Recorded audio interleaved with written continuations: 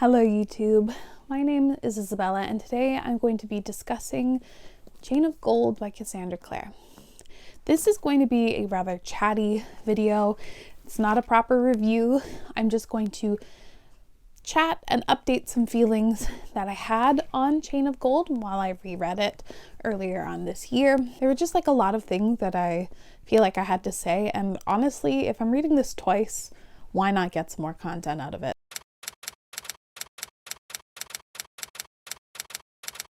For some context, I initially read Chain of Gold in March of 2020, a time that was frightening and terrifying and like unfathomably scary. Chain of Gold, rather ironically, was really comforting to me. I have read Cassandra Clare books basically since I was like, 12, 13? It's been a long time. And I'm used to the story beats, her types of characters, the way these stories go. And so I found a lot of comfort and joy in it. But then thinking about the sequel, which is set to come out in a couple of weeks, I realized I remember nothing. Did I get sucked into this book? Absolutely. But do I remember the content or plot? Absolutely not. And my library had the audiobook, so I decided to reread it. This video is going to be a chat, a discussion. It is going to be full of spoilers because I just don't have the energy to try and review a book that's like number 17 in a world and series. I don't want to do that dance. I just want to talk about some characters I like, some plot points that were annoying, and the overall construction of the book. So last year I said that the book was too long, needs editing. The characters were great, although there are way too many. It was great escapist fiction and a fun time. All of that I co-sign, and I'm going to delve into more deeply and just discuss some other things that struck me whilst reading the book. I think I want to start off with the characters, and specifically Cordelia, because I think she was the shining piece of this story.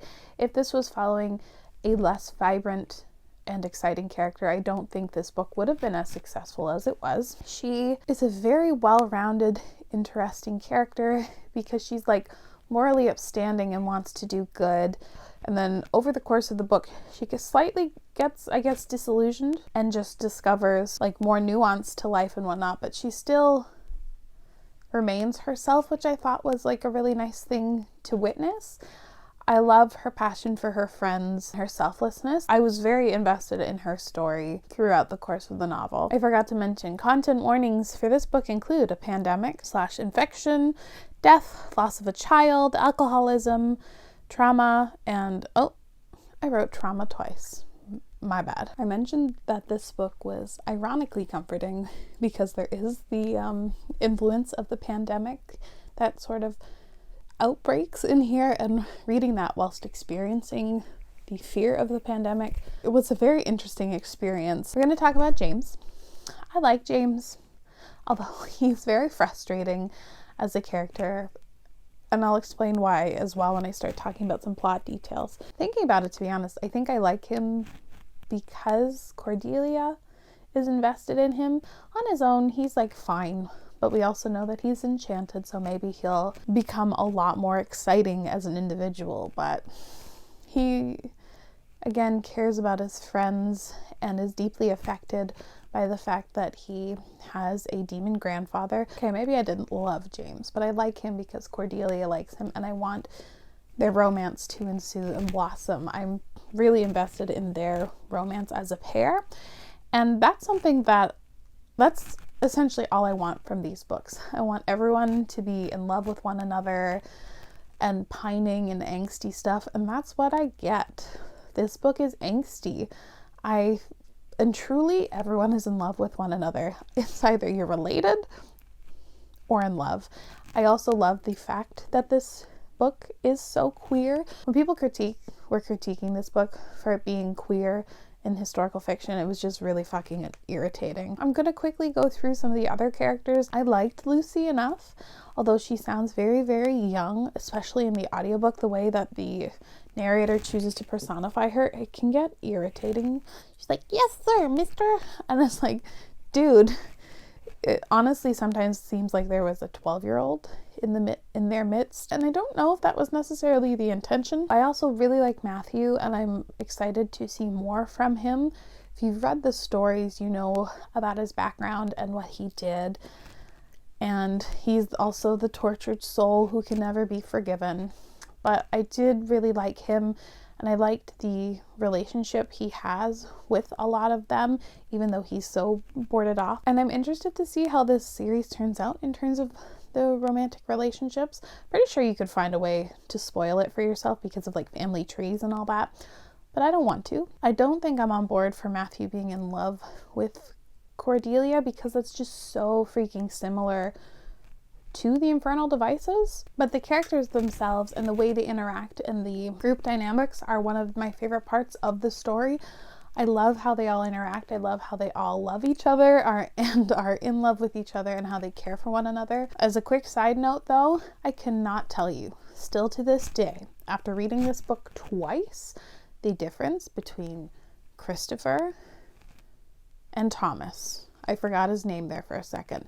I'm like maybe 75% sure that Christopher was the inventor and Thomas is gay. Like, that's all I can tell.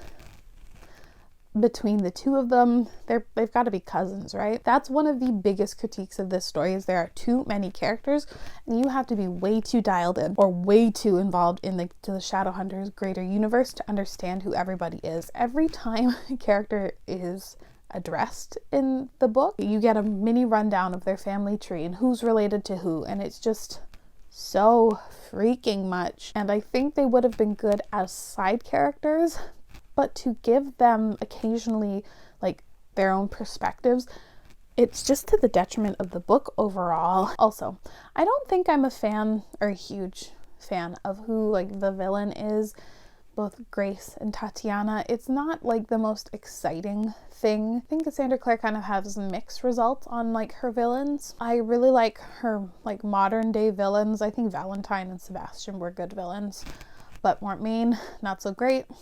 Can't even really remember who the villains were in TDA. That series really goes off the wall. But like Tatiana being the big bad and everyone being real stupid around her was just dumb. There's a lot of plot conveniences in this story, like a lot, that the second you start thinking about it, you can just poke all the holes. The plot was really there to service the characters and get them into like ridiculous positions so they could all pine over one another, and that I loved. Although there were some plot things that drove me nuts. Whatever about the absentee parents is just whatever. Although I do think it's ridiculous because they literally a generation ago were the ones involved in all the shit, but fine, whatever. I was really getting annoyed by the lack of subtlety in regards to James being enchanted. Good fucking God, anytime Grace was mentioned on the page, there was like a paragraphs long description about how James was so cold and like the bracelet lights up. There were just so many times and examples. It's like, bitch, we know he's enchanted. If you're making it this obvious to us, why on fucking earth do they not know it? It got really annoying. I think I'll also be annoyed if there's a redemption thing for Grace. I'd rather her be cunning and her choose to do this, or she's like put in a bad situation, whatever, but I just don't think she's particularly that interesting of a character, and she's like a means to an end. So if we redeem her, it's like not that exciting, but whatever. Then of course Lucy is going to get together with the ghost, which is going to be interesting. I don't know. Yeah, this series is wild. This world is wild. I think this book was definitely a setup book. We had to get the pieces in place, the characters on the board, and now we're set to play. There were a lot of things and just so much stuff that was drawn out in this story. The ending was so long just to get to where we need to be. I'm hoping this is going to be the weakest one.